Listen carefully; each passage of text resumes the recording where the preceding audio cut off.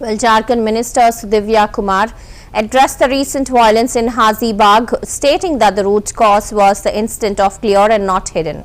He expressed concern over Hazaribagh becoming the epicenter of such violence and assured that the government would take cognizance of it. Kumar also further emphasized that the people of Jharkhand had never supported rebellious or fringe elements. He also warned political parties, saying that if they fail to understand the mandate of the people, they would see the consequences in future elections, including in 2024 and potentially in 2029.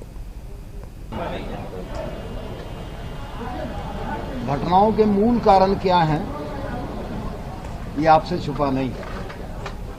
Bharatiya Janata party जहां सत्ता में नहीं होती है, वहां ऐसी घटनाओं को की लगातार हो रही पुनरावृत्ति कहीं न कहीं इस एक संबंध को कोरिलेट करती है। और एपी सेंटर के तौर पर अगर हजारीबाग प्रयोगधर्मी भूमि बन चुकी है तो निश्चित रूप से सरकार भी इस पर गंभीरता से संज्ञान लेगी। और रह गया सवाल कि ऐसी घटनाओं के पीछे कारण और कारक क्या हैं, बहुत सारी चीजें बगैर कहे जनता को भी समझ में आती है और आपको भी समझ में आती है।